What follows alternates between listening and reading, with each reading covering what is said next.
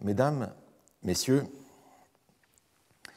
il fut un temps où un historien du cinéma pouvait se prévaloir d'avoir vu tous les films produits et sortis depuis l'invention du cinématographe par les frères Lumière et depuis la première projection publique et payante organisée en mars 1895 au Salon indien du Grand Café à Paris.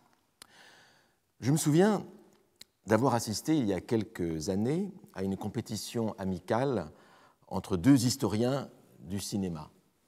L'un d'entre eux n'était rien de moins que Michel Chion, célèbre historien du cinéma, en particulier du son au cinéma et aussi compositeur. Et tous les deux se mettaient l'un l'autre à l'épreuve en testant réciproquement leur connaissance du patrimoine cinématographique. C'était, je dois le dire, extrêmement impressionnant. Et effectivement, l'impression qu'ils donnaient, c'était qu'ils avaient vu l'un et l'autre tous les films de toute origine diffusés en France, au moins jusque dans les années 1970. Après les années 1970, il était plus difficile d'avoir tout vu en raison de la prolifération des œuvres. S'agissant de la littérature et des livres, nul aujourd'hui ne pourrait prétendre avoir tout lu, même de la production d'un seul pays, même jusqu'aux années 1970. Mais il y eut un temps où une telle prétention était possible pour la littérature et pour le livre en Europe, juste après l'invention de l'imprimerie. Avant l'imprimerie, il était sans doute impossible de répertorier et de lire tout ce qui avait été écrit et emmagasiné dans les bibliothèques des couvents, dans les bibliothèques des monastères. Mais la naissance de l'imprimerie marqua un terminus aquo, à partir duquel on put, pendant un certain temps, prétendre rassembler la totalité de la production imprimée. Il y eut sans doute après un terminus ad quem, mais celui-ci est peut-être un peu plus difficile à déterminer, mais je pense que la période entre le terminus aquo et le terminus ad quem n'est que à mon sens, que de quelques décennies. En tout cas, pendant cette rare période où il était possible de rassembler, quelqu'un profita de cette possibilité qui était donnée. Et ce fut l'humaniste, physicien et naturaliste suisse Konrad Gessner. Konrad Gessner, qui fut à la fois le premier et peut-être le dernier, en 1545, à proposer une Bibliotheca Universalis, sive catalogus omnium scriptorum locuplétissimus in tribus linguis latina, graeca et hébraïca, à savoir donc une bibliothèque universelle ou catalogue de tous les écrivains le plus riche, le plus complet, en trois langues, latine, grecque et hébraïque. Et donc cette bibliothèque, comme son titre l'indique, était supposée recenser l'ensemble des livres manuscrits, mais surtout les livres imprimés, dans les trois langues, latin, grec, hébreu. Alors, le terme de bibliothéca, ici utilisé, doit nous arrêter.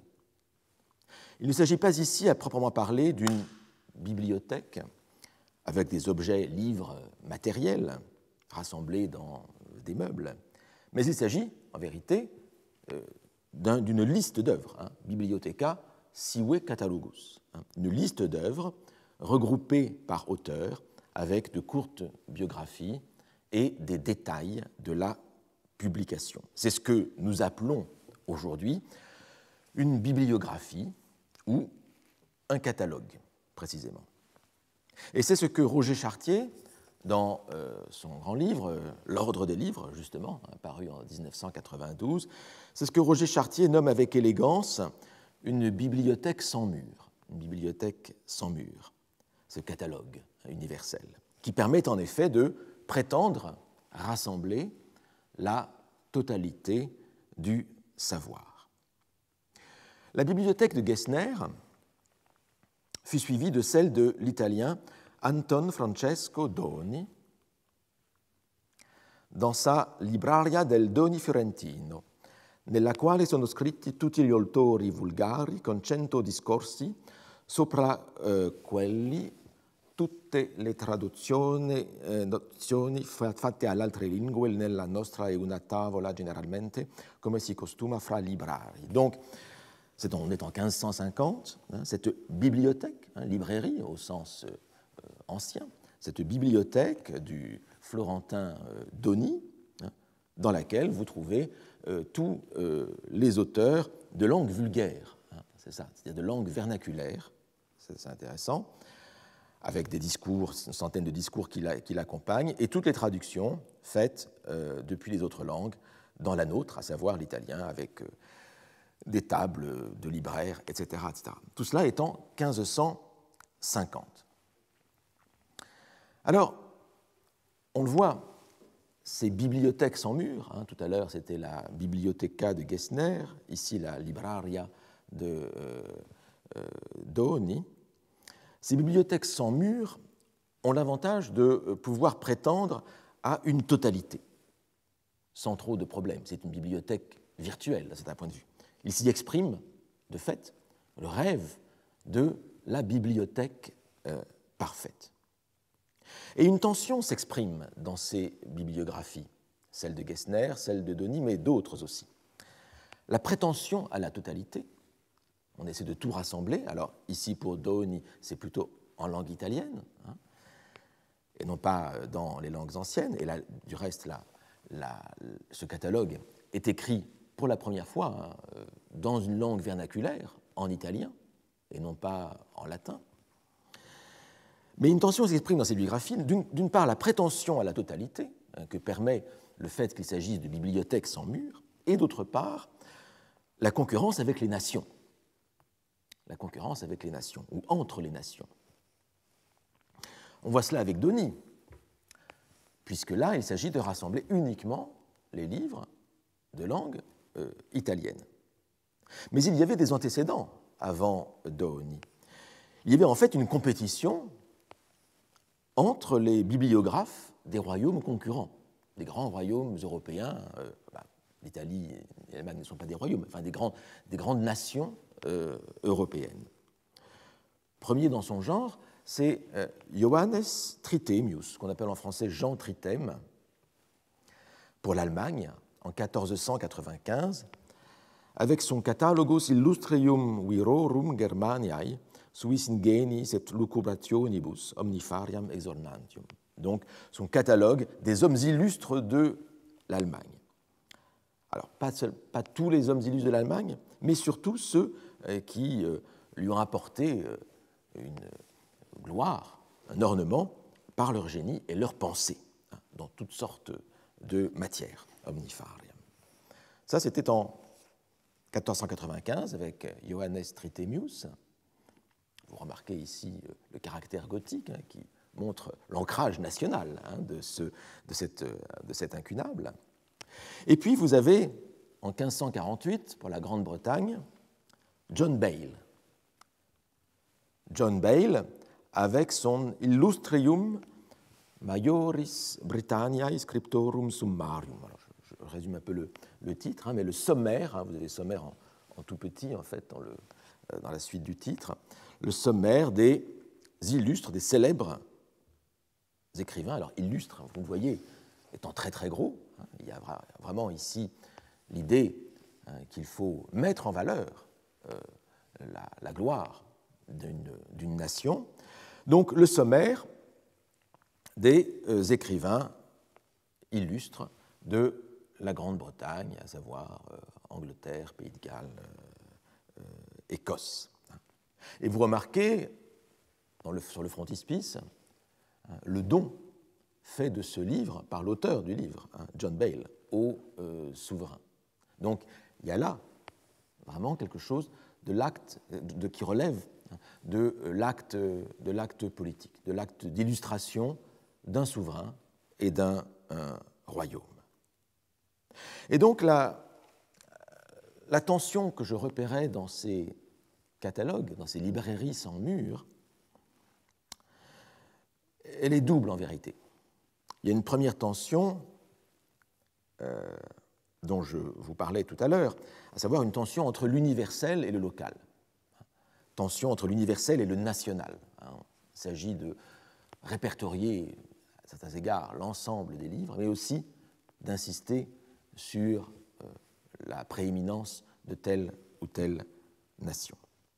Et puis il y a une deuxième tension entre la totalité idéale, la perfection que permet la bibliothèque sans mur, dont parle Chartier, bibliothèque invisible, autrement dit. Donc tension entre la totalité idéale, la perfection, et d'autre part, la réalisation matérielle d'une bibliothèque réelle, une bibliothèque concrète, dans un lieu donné. Alors cette double tension, on la trouve de manière assez exemplaire chez Francesco Doni.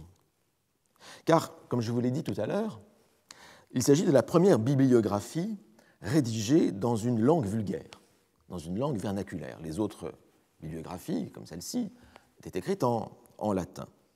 Et donc, il y avait là l'idée de s'adresser à un autre public que le public des gens qui lisent uniquement le latin, la langue lettrée, la langue scolastique.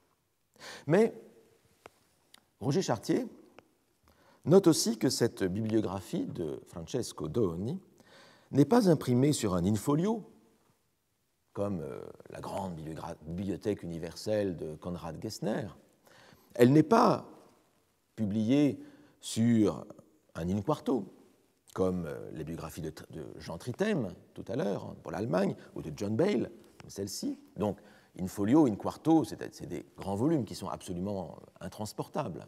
Mais elle est imprimée sur un in-12, donc un livre de poche, de sorte que le lecteur peut l'emporter avec lui dans les librairies et il peut utiliser le manuel de Doni comme manuel bibliographique portatif. Et donc, ainsi, le lecteur peut constituer sa propre bibliothèque en emportant ce manuel avec lui et l'utiliser comme guide pour l'achat.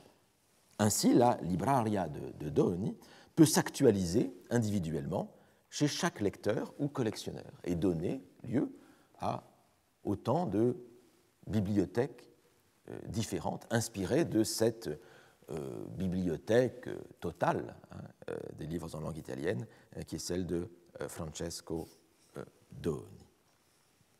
Alors cette double tension que l'on retrouve dans les bibliothèques sans mur, on la retrouve aussi de manière exemplaire chez le premier bibliographe français, Lacroix du Maine, vous vous en souvenez, l'auteur des bibliothèques françaises en 1584, dont j'ai parlé la semaine dernière et dont a parlé également Estelle Daudet. Car chez Lacroix du Maine également, le rêve de la bibliothèque parfaite se heurte aux contraintes de la réalité. En 1583, le seigneur bibliographe, François Grudet de Lacroix du Maine, car il fut une époque où l'on pouvait être à la fois seigneur et bibliographe, ou en tout cas, on ne pouvait être bibliographe qu'en étant seigneur, c'est-à-dire à la condition de disposer de moyens suffisants pour constituer une bibliothèque. Et donc, ce François Grudet de Lacroix du Maine, en 1583, monta à Paris, accompagné d'un formidable charroi. Une bibliothèque de, je cite, 5000 livres de pesant, c'est-à-dire 2500 kilos, 2 tonnes 5. Le tout à grands frais et dépens, je cite encore, car il venait du Mans et il montait à Paris. Cette bibliothèque, dit-il, il l'avait constituée depuis l'âge de 17 ans, 13 ans plus tôt, il en avait maintenant 30, et cette bibliothèque contenait 800 volumes et mémoires, dont beaucoup de sa propre composition. Le tout, je cite, pour servir d'ornement à la France et illustrer les Gaules de ses plus remarquables antiquités. Nous revoici dans cette tension entre l'universel et le national, et l'illustration nationale. Alors laissons la parole à Lacroix du Maine dans son épître au roi Henri III, à qui il dédie cette description de la bibliothèque. Voici les volumes que Lacroix du Maine avait lui-même composés. Et donc, voilà, il y avait 5000, ça c'est le charroi avec les 5000 livres de pesant, je continue, et donc il arrive à des... je essaie de retrouver, non, excusez-moi. Voilà. Bref, je ne retrouve plus le passage ici, mais bon, je laisse... Lacroix du Maine, imagine, compose un ensemble très important de volumes, 100 volumes sur la description du spirituel et du temporel dans le royaume de France. Il y ajoute des vies de tous les rois de France, puis 50 volumes sur les maisons nobles, et enfin, de très nombreux volumes sur la langue française, tous les aspects de la langue française, les lieux communs, les proverbes, les adages. Tout cela, donc, vous le voyez, pour l'illustration du royaume de France et pour la gloire de son souverain Henri III. Il y a là cette dimension de compétition nationale dont je parlais tout à l'heure. Alors Lacroix du Maine n'est pas peu fier de son travail. Et la présentation qu'il donne de tous les volumes qu'il a rédigés n'exhibe pas les symptômes d'une fausse modestie. Et du reste, son orgueil transpire même un peu trop dans l'exposé qu'il fait de ce travail. Un orgueil du reste peut être justifié, mais la crainte est pour lui de passer pour un vantard, pour un mythomane. Ainsi, voilà, il ajoute ainsi que on pourrait penser qu'il a travaillé,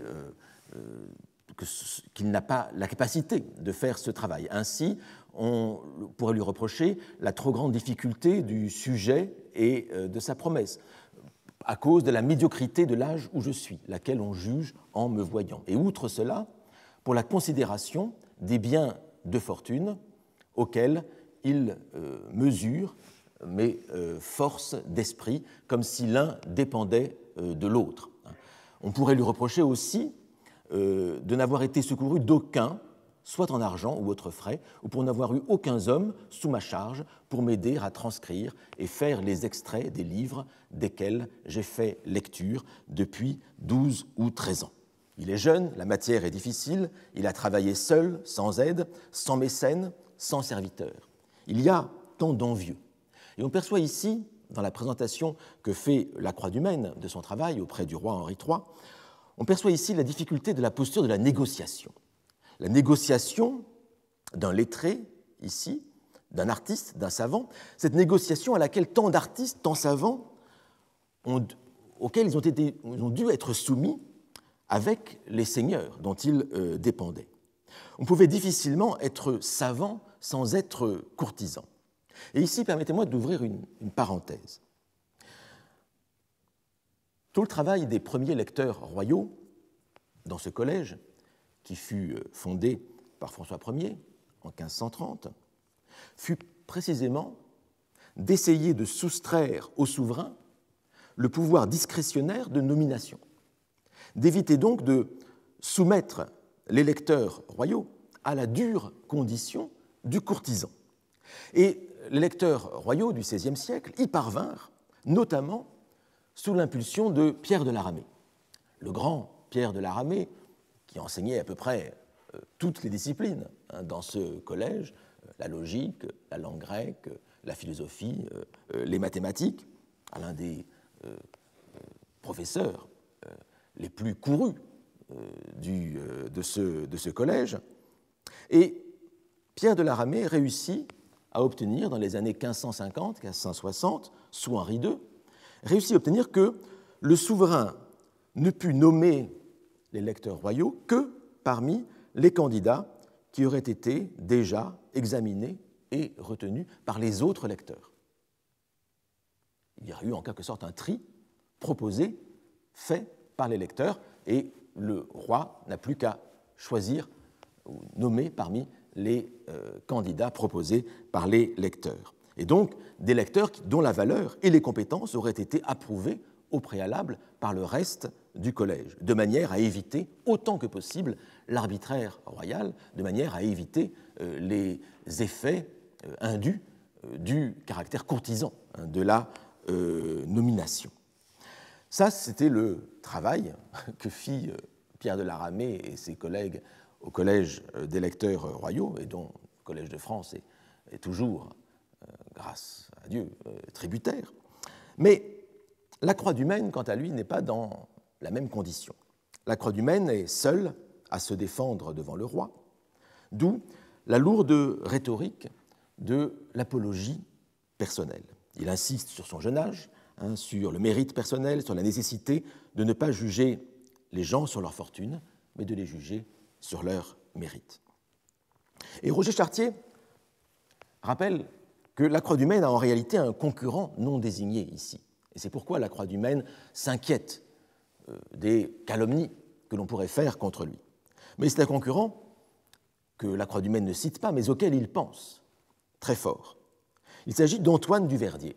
Antoine du Verdier, auteur de la Bibliothèque d'Antoine du Verdier, seigneur de Vaux-Privas, contenant le catalogue de tous ceux qui ont écrit ou traduit en français et autres dialectes de ce royaume, paru en 1585 à Lyon. 1585, c'est un an après la parution des bibliothèques françaises de la Croix du Maine, 2 ans après la montée à Paris de la Croix du Maine avec toute sa bibliothèque. Mais en vérité, ce que l'on comprend en lisant la Croix du Maine, c'est que la Croix du Maine avait eu vent du projet d'Antoine du Verdier, à savoir de constituer la première bibliothèque française, la première bibliographie française, et donc il s'agissait pour la Croix du Maine, qui avait conscience de ce concurrent, de couper l'herbe sous le pied à Antoine du Verdier.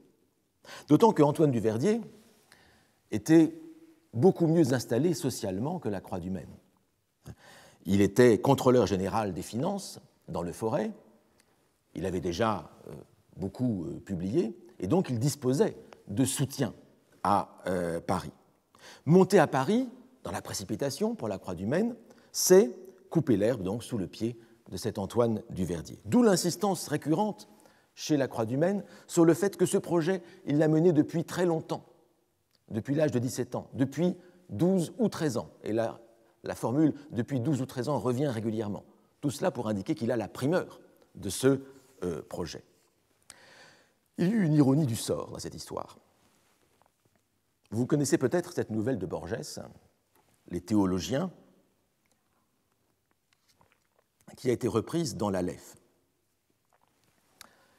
Il y est question de 2 théologiens, à l'époque des grandes querelles théologiques des pères de l'Église, 2 théologiens qui se haïssent jusqu'à ce que l'un envoie l'autre au bûcher.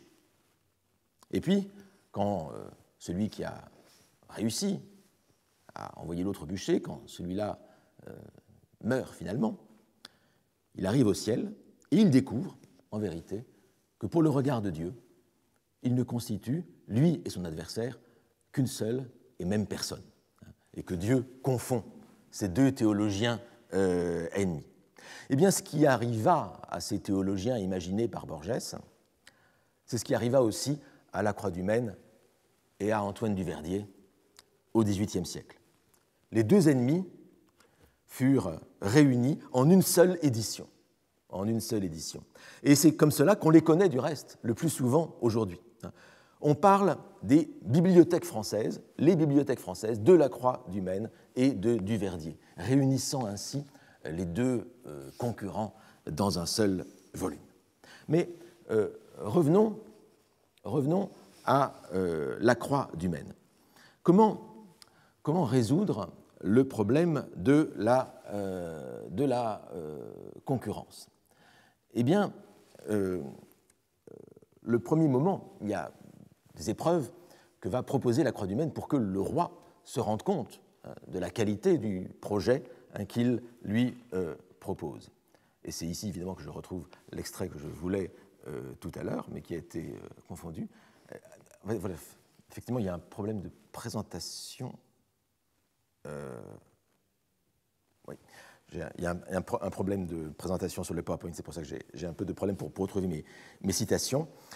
Le premier problème, le premier moment que propose la Croix du Maine consiste, c'est une proposition que fait la Croix du Maine au roi, consiste à envoyer des témoins, le témoignage oculaire, aller voir sur place, à l'Université de Paris, où la Croix du Maine a installé ces armoires, ces fameuses armoires dont je vous parlais la dernière fois, voir la qualité du travail fourni par la Croix du Maine et les volumes que la Croix du Maine y a écrits.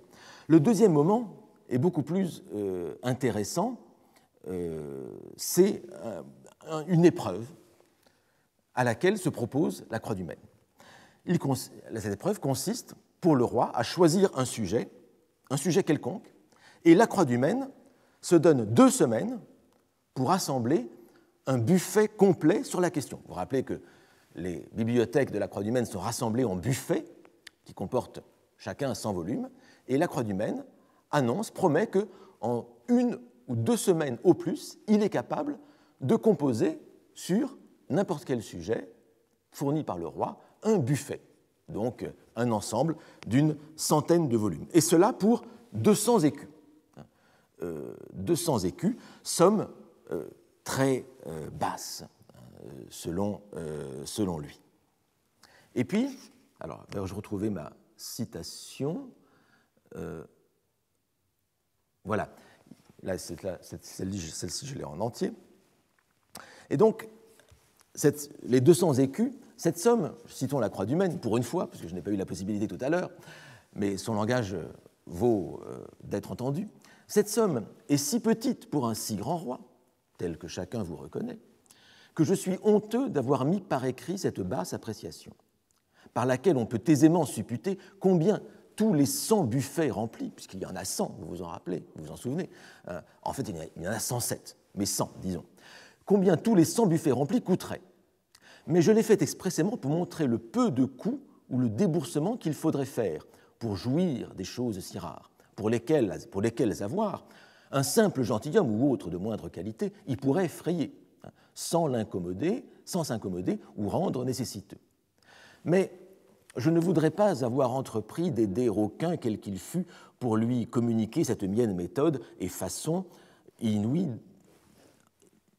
et cette mienne façon inouïe de dresser des bibliothèques, si ce n'était par votre commandement express, ce que j'ai assez montré par les effets qui s'ensuivent. Car j'oserais bien dire, sans que je craigne qu'aucun m'en puisse démentir, que si j'eusse voulu accepter les offres tant en argent qu'en pensions et autres bienfaits qui m'ont été libéralement présentés par plusieurs grands seigneurs et dames de votre royaume et autres lieux, lesquels auraient un désir extrême de voir ces miens desseins accomplis, qu'elle fut maintenant exécutée de point en point et réduite à la fin. Mais ce qui m'a toujours empêché de se faire et retardé d'entendre à leurs offres, ça a été l'espérance que j'ai toujours eue que votre majesté ne laisserait une si louable et vertueuse entreprise en arrière, mais bien au contraire, qu'elle se montrerait aimer tellement la vertu, en recevant d'un bon accueil ceux qui font profession des lettres, qu'elle seule satisferait aux frais et dépenses d'Icelle.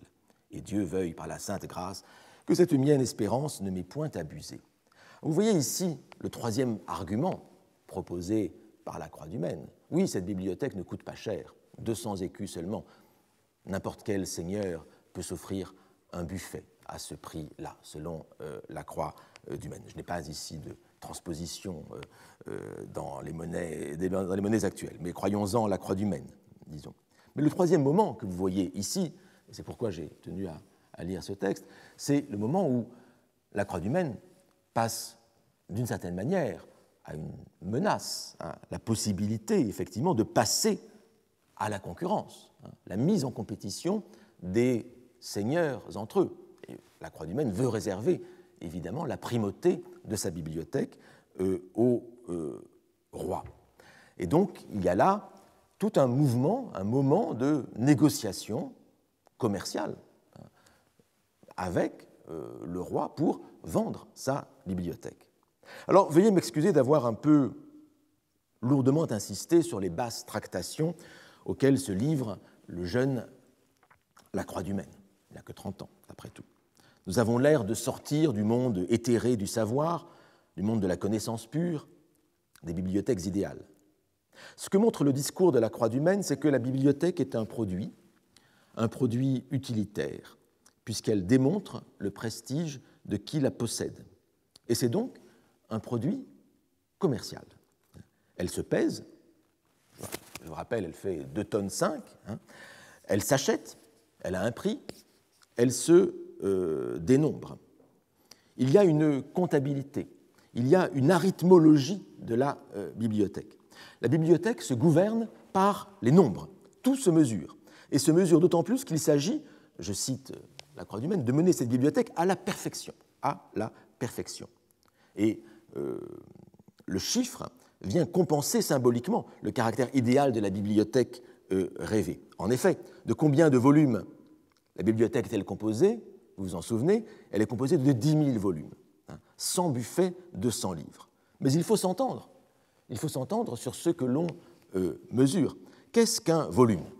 Qu'est-ce qu'un volume dans cette bibliothèque? Lacroix du Maine veut élaborer un standard, un étalon. Ce que l'Antiquité appelait un volume n'est pour nous, en vérité, qu'un cahier ou un chapitre. Et donc, la bibliothèque de Lacroix du Maine se compare, d'après lui, de manière tout à fait avantageuse par rapport aux bibliothèques de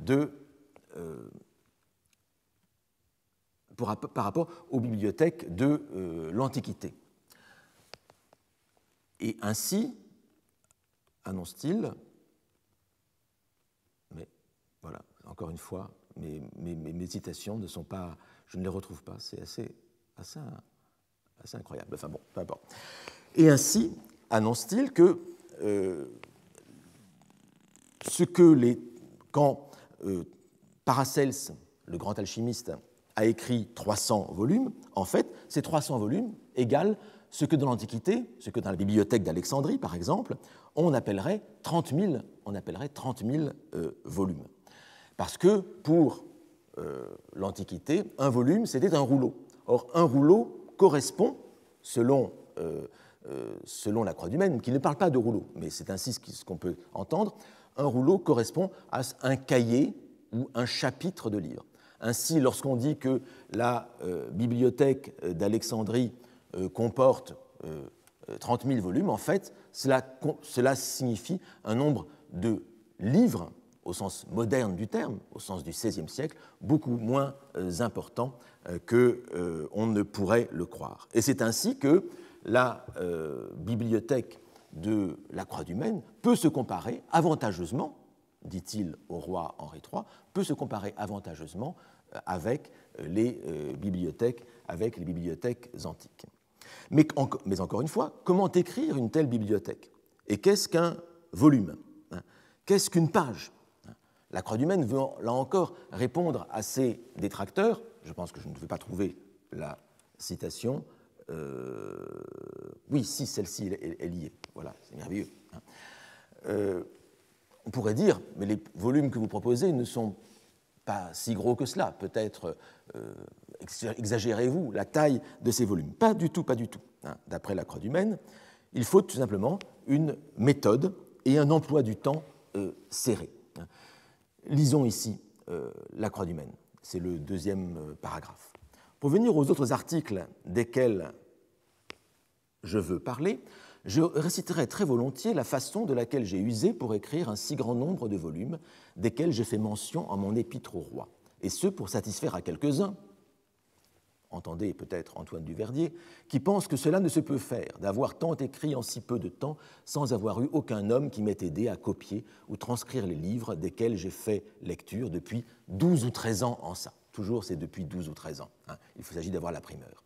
En premier lieu, il est à présupposer que j'ai fait entière profession de poursuivre mes desseins depuis l'an de salut 1569 jusqu'à cette année 1583, qui sont plus de 12 ans accomplis. En ces 12 années consécutives, j'ai pour le moins employé 6 heures à l'étude par chacun jour, savoirait 3 heures à lire et 3 à écrire, de façon que j'ai pu, en chacune heure, remplir d'écriture une feuille de papier qui font 3 feuilles par jour. Et en somme, se font plus de 1000 par an, tellement que, en 12 ou 13 ans, toujours ces 12 ou 13 ans, j'en ai écrit plus de 13 000. Et pour la crainte que j'ai qu'aucun par trop léger de langue ou de cerveau ne pense que je veuille entendre sous ce nom de feuilles de lieux communs ou extraits des mémoires, et ma citation, malheureusement, a été coupée par le système. Donc, on peut reprendre le calcul que fait la Croix du Maine, 6 heures de travail par jour, 3 heures de lecture, 3 heures d'écriture, 3 feuilles par jour. Il faut aussi définir ce qu'on entend par feuille. C'est ce qu'il dit ici. Non, il le dit un peu plus bas, mais malheureusement, le passage a été coupé.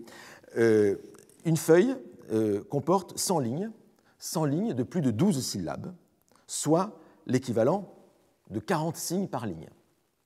Donc 4000 signes par page, donc 12 000 signes par jour. Voilà une bonne quantité d'écriture quotidienne.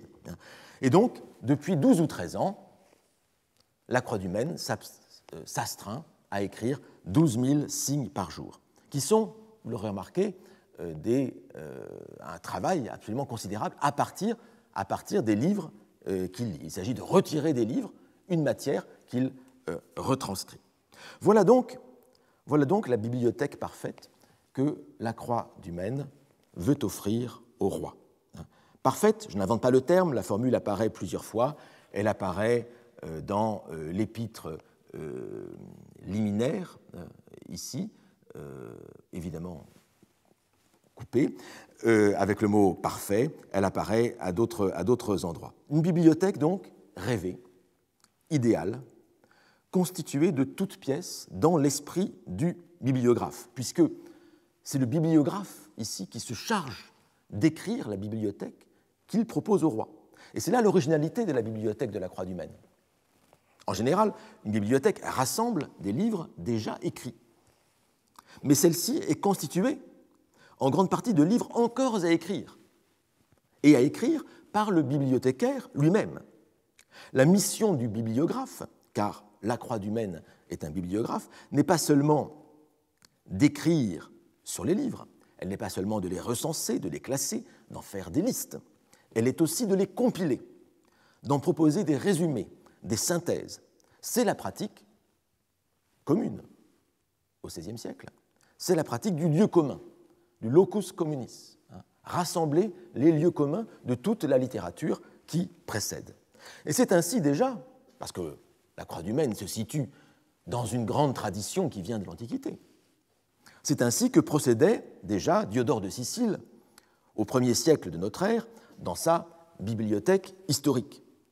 C'est le nom, bibliothèque historique, que Diodore de Sicile donna à cette énorme histoire universelle en 40 volumes, dont il ne reste aujourd'hui que 15.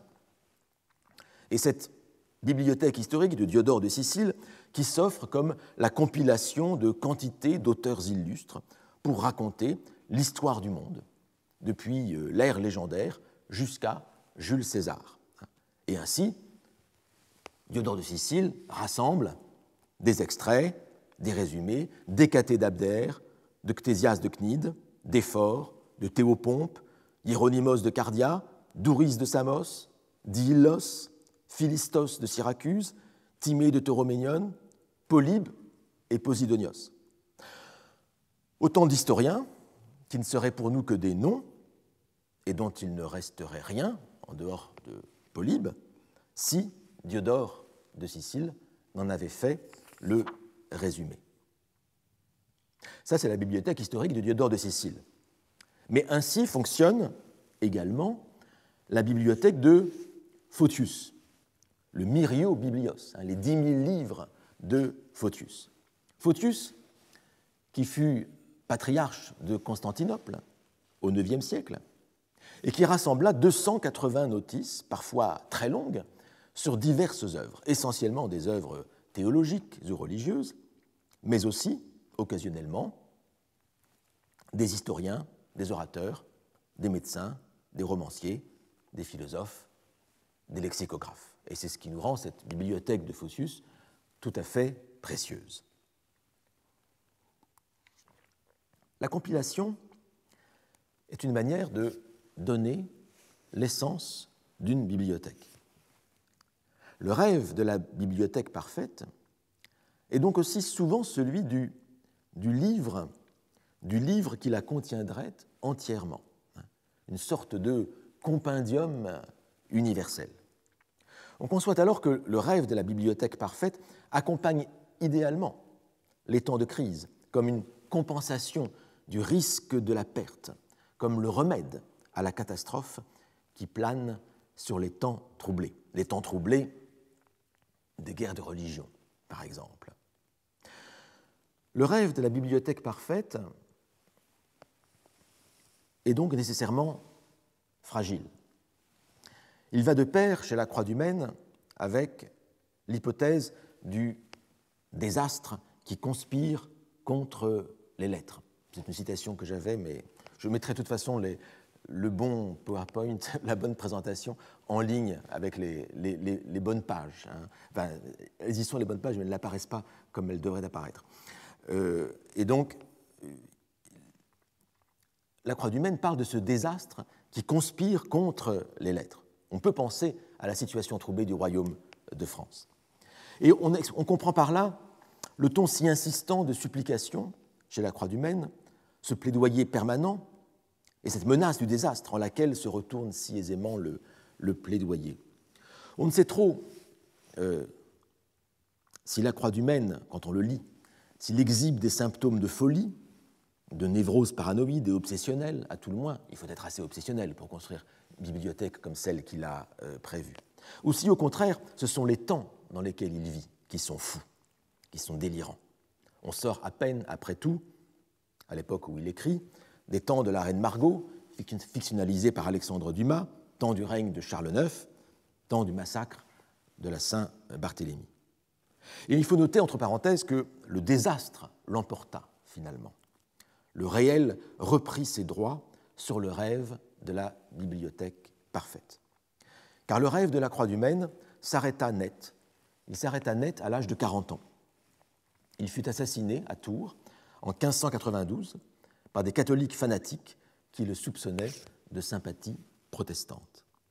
Et lui qui rêvait de restaurer les splendeurs des lettres à l'époque de François Ier et de Marguerite de Navarre, quand l'espoir d'une concorde subsistait encore par le truchement de l'humanisme, lui qui avait un tel rêve, eh bien, dut s'arrêter par la force. En vérité, il n'y a pas de bibliothèque parfaite possible, par principe. Mais le rêve de la bibliothèque parfaite parcourt les siècles. Une bibliothèque qui signifierait l'accord du monde et de l'esprit qui le pense. Une bibliothèque qui reflèterait dans son ordre un cosmos, une conception du monde, une Weltanschauung, comme on dit en allemand. Selon Ernst Cassirer, ainsi, la bibliothèque Warburg, dont je vous ai parlé la dernière fois, se présentait moins comme une simple collection de livres, je cite, que comme une somme de problèmes. La bibliothèque Warburg incarnait des problèmes dans les livres qu'elle rassemblait. Elle n'était pas des livres simplement, elle était la pensée de ces livres et les problèmes qu'occasionnent ces livres et que peuvent résoudre ces livres. Et la bibliothèque Warburg elle-même, avec sa forme en ellipse, incarne elle aussi cette idée de la perfection. Alors cette forme en ellipse, que vous voyez ici dans le bâtiment de Hambourg, ce bâtiment dessiné par l'architecte Gerhard Langmack, en fait cette forme en ellipse choisie pour la bibliothèque se situe dans la tradition de la bibliothèque de Wolfenbüttel. Cette bibliothèque de Wolfenbüttel qui fut fondée en 1572 en Basse-Saxe Et cette bibliothèque de Wolfenbüttel qui fut reconstruite au début du XVIIIe siècle par son bibliothécaire, qui n'était rien de moins que Leibniz. Leibniz, le philosophe, en personne. Et Leibniz conçut le plan de cette bibliothèque de Wolfenbüttel avec l'architecte Hermann Korp. Et il l'a conçu sur le plan précisément de l'ellipse. Déjà, l'ellipse s'imposait. Il s'agissait, avec l'ellipse, sur le modèle antique transmis par Vitruve, d'élaborer un panthéon du savoir. C'était le terme qui était employé. Un panthéon des Wissens, un panthéon du savoir, un amphithéâtre de l'esprit, amphithéâtre des Geistes, avec donc cette manière de mettre en spectacle les livres dans cette forme elliptique. Et si Warburg choisit pour sa bibliothèque la forme elliptique, c'est bien sûr à cause de cette tradition, mais aussi parce que la forme elliptique permet précisément la spectacularisation de la bibliothèque, permettait l'organisation de conférences. Warburg pouvait, dans cette bibliothèque en ellipse, afficher les panneaux du Bilder Atlas Mnemosyne, de cet atlas d'images mnémosyne, qui pouvait donc facilement s'exposer le long des parois et former donc tout un ensemble. Et il pouvait, avec ces panneaux derrière lui, faire les conférences explicatives de ces panneaux. Mais Roland Recht a raison de noter que, je cite, « la forme ellipsoïdale des orbites planétaires, mise en évidence par Kepler, a certainement contribué au choix de cette forme pour le plan de la salle. » Et en effet, vous le savez, les planètes, d'après Kepler, c'est Kepler qui l'a découvert, je veux dire, les planètes ont une orbite elliptique. Et donc il y a une dimension cosmique dans cette forme elliptique que l'on retrouve sans doute aussi à la fois dans la bibliothèque de Wolfenbüttel, mais aussi dans celle de Warburg. Et ajoutons que l'ellipse, et ici vous avez le plan de la bibliothèque de Wolfenbüttel, l'ellipse est aussi la forme du cerveau, assez visible ici, me semble-t-il. Nous sommes dans un cosmos, certes, organisé selon Kepler. Nous sommes dans un cosmos, nous sommes dans un univers, mais aussi un cosmos, un univers organisé par un esprit. Et voici 3 propos d'Abi Warburg qui vont dans ce sens. J'ai réfléchi à la définition de notre KBW, Kulturwissenschaftliche Bibliothek Warburg, notre bibliothèque Warburg d'histoire de la culture, de sciences de la culture. J'ai réfléchi à la définition de notre KBV comme Institut d'orientation énergétique universelle. Institut d'orientation énergétique universelle, depuis le problème abstrait jusqu'à l'aide pratique pour la lecture. Deuxième citation, cet après-midi est venu Salomon, auquel j'ai fait un discours grave et soutenu sur la signification de la KBV comme organe de restitution destiné à des âmes humaines combattantes blessées de la guerre. Un organe de restitution destiné à des âmes humaines combattantes blessées. Et enfin, dernière citation, avec la bibliothèque, on cherche à transformer le matériau métaphorique de l'histoire de l'art en une collection de documents en vue d'une science comparative de la culture. C'est ce que nous avions vu la dernière fois. Il s'agit d'examiner ensemble l'image et la pensée qui s'y rattachent au plan historique ou psychologique. Cette pensée doit être extraite du mot qu'il s'offre dans la prose documentaire ou qu'il soit seulement accessible dans l'ère désirée du postulat philosophico-didactique ou dans celle de la nostalgie poétique. Donc il s'agit de rassembler des sources qui sont non seulement des sources philosophiques ou de textes didactiques, mais aussi des textes littéraires et poétiques. Ce n'est qu'au moment où l'élément figuré se trouve ainsi enrichi d'une dimension à l'aide du mot qui s'y rapporte que l'œuvre artistique constitue un témoignage sur la signification du phénomène en soi qu'est l'orientation métaphorique dans l'espace et le temps. L'orientation métaphorique dans l'espace et le temps. Alors je reprends ces 3 expressions assez formidables dans les citations. que je viens de vous lire, hein, Institut d'orientation énergétique universelle, hein, organe de restitution destiné à des âmes humaines blessées, orientation métaphorique dans l'espace et le temps. C'est assez dire, avec ces expressions, la dimension spirituelle, mystique et cosmique de la bibliothèque Warburg. Avec l'image réunie au mot, c'est la totalité de l'expérience mentale qui est reconstituée par la bibliothèque de Warburg. Et c'est ce qui lui confère une forme en homologie avec une boîte crânienne. Et d'où cette forme elliptique. Et donc on a là, ici, l'illustration du rêve d'une bibliothèque parfaite, hein, qui accomplirait la fusion du cosmos et de l'esprit. Alors confier à la bibliothèque une mission aussi sublime, c'est forcément risquer l'échec. On a vu l'échec avec la Croix du Maine, mais de cette manière, il y a une sorte d'échec latent dans la bibliothèque de Warburg, mais de manière générale, le rêve de la bibliothèque parfaite risque fort de tourner au cauchemar. La frontière est tout à fait ténue entre le rêve et le cauchemar, de la même manière que la roche tarpéienne est proche du Capitole.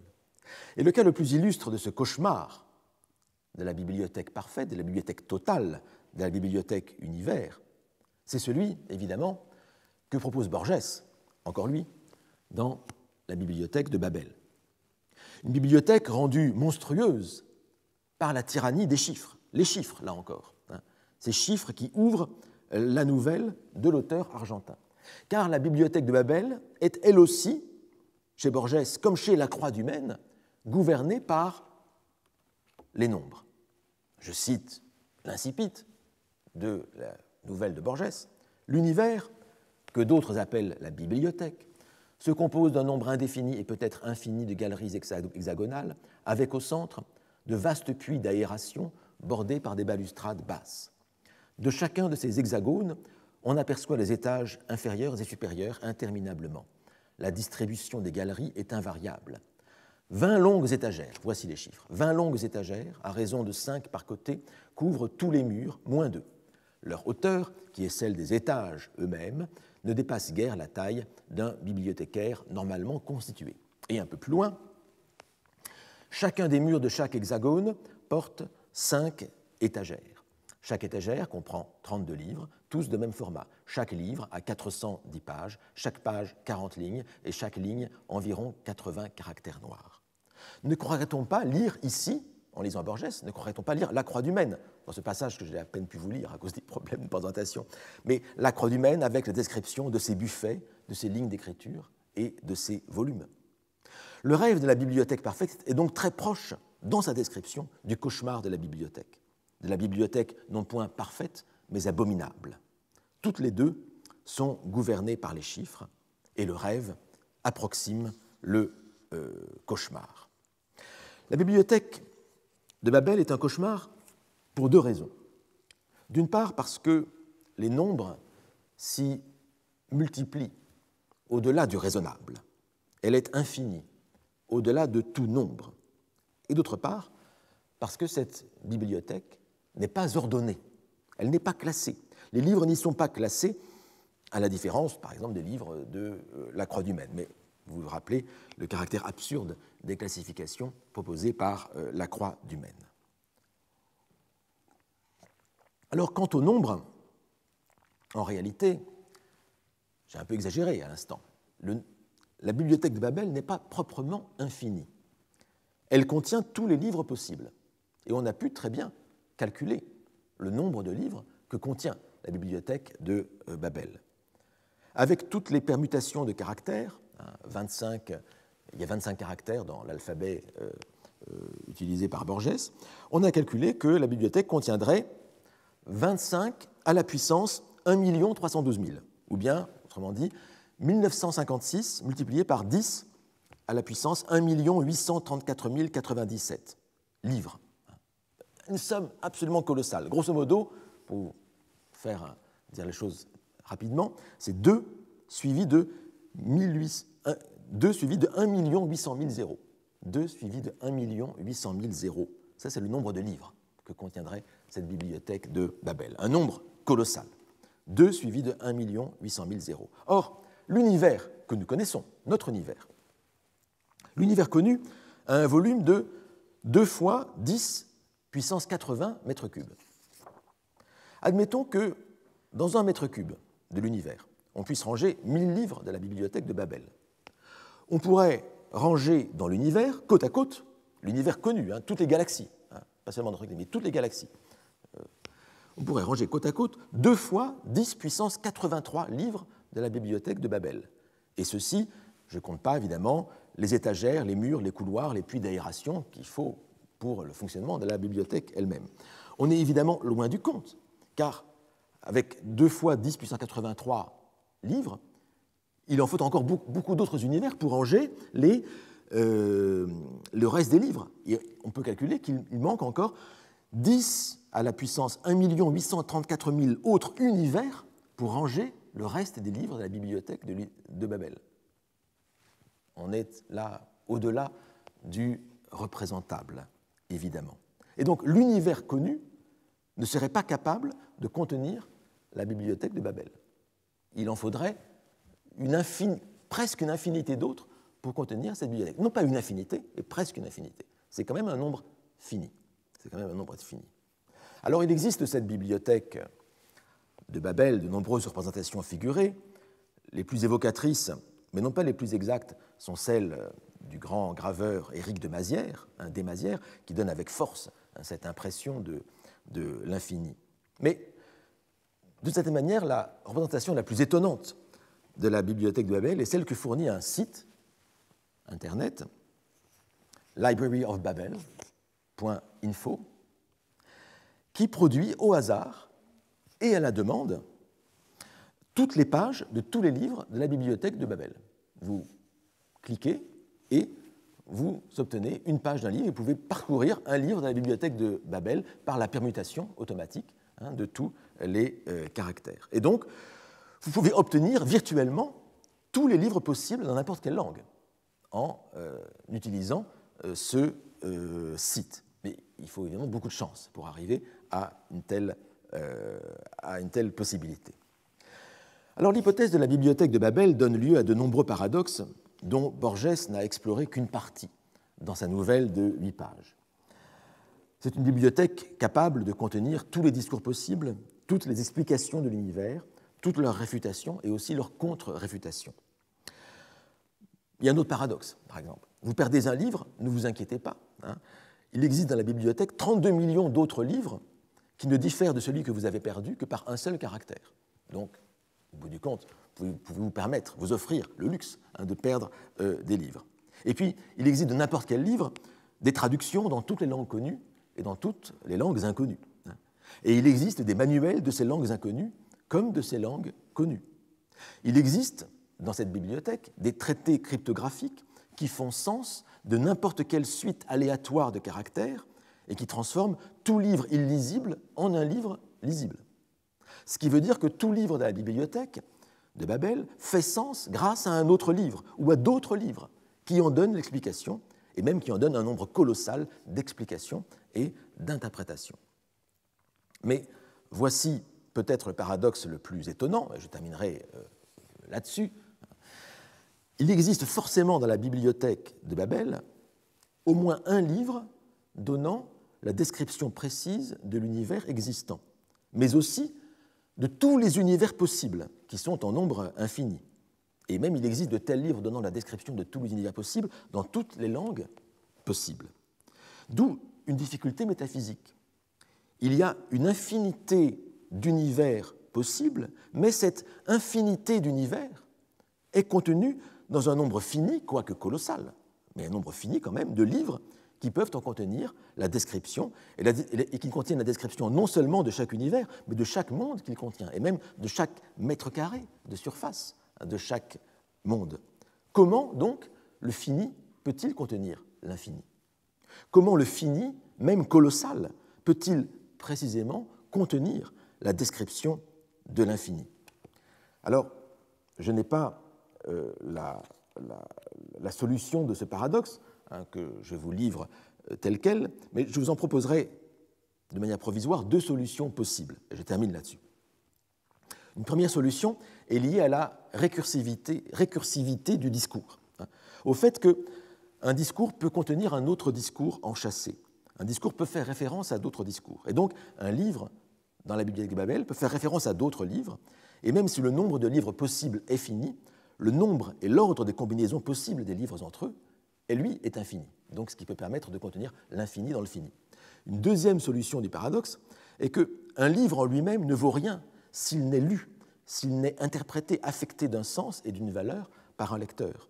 Or, si le nombre de livres est infini, la variabilité herméneutique, quant à elle, est infinie. Et c'est une variabilité herméneutique concrétisée matériellement dans la bibliothèque de Babel par le fait que, pour tout livre donné, il existe toujours une multitude d'autres livres qui en donnent une interprétation. Tout livre peut donc être lu d'une infinité de manières. Et c'est encore une autre résolution possible du paradoxe de l'inclusion de l'infini dans le fini. Alors, je vous livre ces auditeurs, je laisse aux philosophes, aux logiciens, aux linguistes la possibilité de poursuivre ces pistes. Et juste, dernier mot, pour vous dire que cette bibliothèque de Babel est une bibliothèque moins du non-sens que du foisonnement infini du sens, du foisonnement des sens qui se contredisent les uns les autres. Tous les énoncés possibles s'y trouvent, ainsi que tous les énoncés interprétant ces premiers énoncés dans tous les sens possibles. Et cette capacité de l'interprétation infinie empêche le sens de s'arrêter. Et on comprend ici le lien qui existe chez Borges entre la bibliothèque de Babel, d'un côté, et le Don Quichotte de Pierre Ménard, autre fameuse nouvelle du recueil fiction. Ce Pierre Ménard qui, comme vous le savez, se donne pour tâche de réécrire mot pour mot le chef-d'œuvre de Cervantes, mais au terme d'un processus mental qui confère à chaque phrase un sens actualisé. Le personnage de Pierre Ménard incarne cette capacité mentale de donner un sens nouveau et moderne à n'importe quel énoncé de Cervantes. Et donc, cela permet, par exemple, de retrouver dans Cervantes l'influence de Nietzsche. Pierre Ménard, en vérité, est une bibliothèque de Babel en puissance. C'est-à-dire qu'il permet l'interprétation infinie de chaque texte. Et c'est dire encore cette équation idéale que nous avions notée tout à l'heure, à savoir qu'une bibliothèque est une représentation du fonctionnement du cerveau, un atlas mental. La bibliothèque de Babel ne déroge pas à la règle, elle représente le débordement infini du langage, la prolixité vertigineuse de la fonction herméneutique, dans cette proximité énorme du rêve de la bibliothèque parfaite et de son cauchemar. Et voilà comment nous pouvons achever ce rêve de la bibliothèque parfaite, et la prochaine fois, nous passerons cette fois aux manières de passer de ce rêve cauchemardesque de la bibliothèque parfaite aux bibliothèques réelles. Je vous remercie.